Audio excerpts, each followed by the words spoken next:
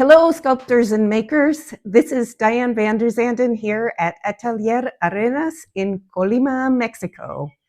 If you've been watching my videos, you already know that I developed a new method of paper mache, putting layers of craft paper into plaster molds to make pieces of a sculpture that fit together. So I've made several molds from an original plasticine sculpture, and the paper sculpture looks almost exactly as the plasticine sculpture did. It takes several plaster molds to make the entire sculpture. I make many pieces that fit together like puzzle pieces to make the finished sculptures, and those molds can be used over and over and over again. When I lived in the Bay Area, I taught polyurethane mold making, which was pretty toxic.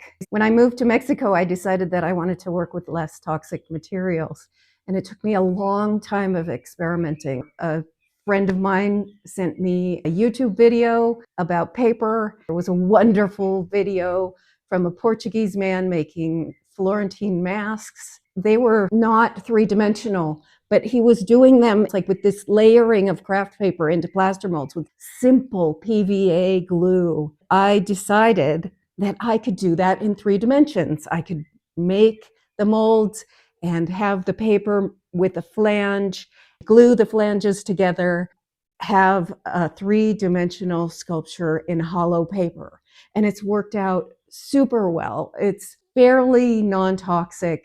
It's something that I can do with the help of a couple of people who are here working in my studio under my direction. I don't have to send a wax piece off to a foundry or build a foundry. And for these videos that are coming up every week, I'd like to bring you into the studio and show you what I'm doing in the studio, what's happening with each individual sculpture. Today's video is going to be a bit of a mishmash of what's been happening over the last several weeks that I mostly haven't been in the studio. But Danny and Anna have still been working out here like elves. The very first sculpture that I made in this series is called Holding Up the Sky. It's almost done. It needs a base and it needs a coat of polyurethane.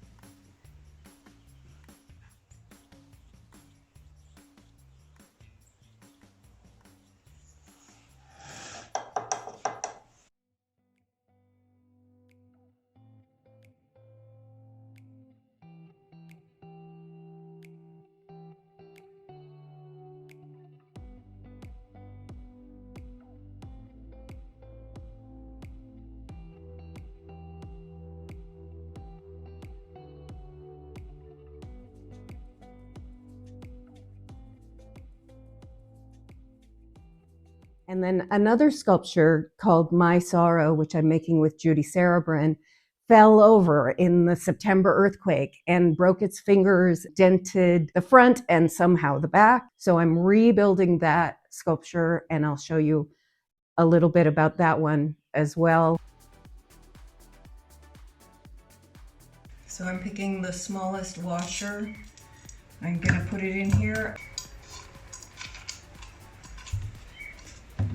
Gonna set it there. Later on, I will fill this all up with paper paste.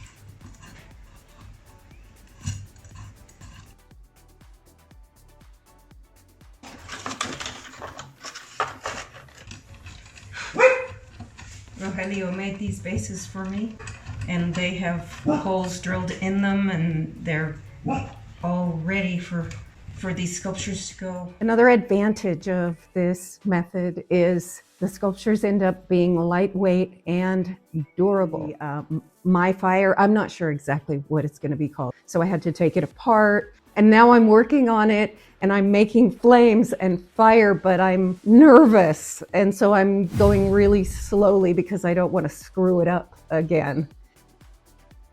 And I decided that I wanted to repaint the earthbound sculpture, make all those gray rocks black, redo the copper wire that's going to be put on the hands and around every part of the sculpture that has a piece of the body touching a rock.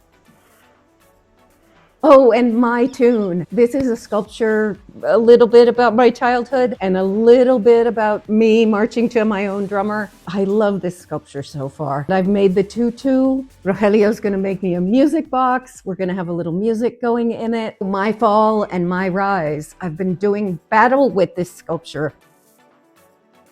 It's taken me about 7 years to get to this point, and this body of work has taken me 3 years since I started the original plasticine piece.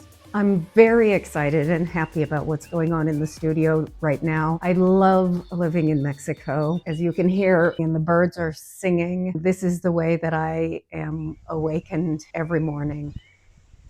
This is the way it looks right now. It's the end of April, the 29th, I think. In May, it should start raining. By the end of June or July, it'll be all green again. For those of you who have already subscribed, I really appreciate you. And for those of you who have not, I hope you get enough out of this video to subscribe, click like. Thanks for coming along with me. It was not too smart of me to leave this mold just open like this. Everything else in the studio, I cover it up with plastic. I always cover things up with plastic.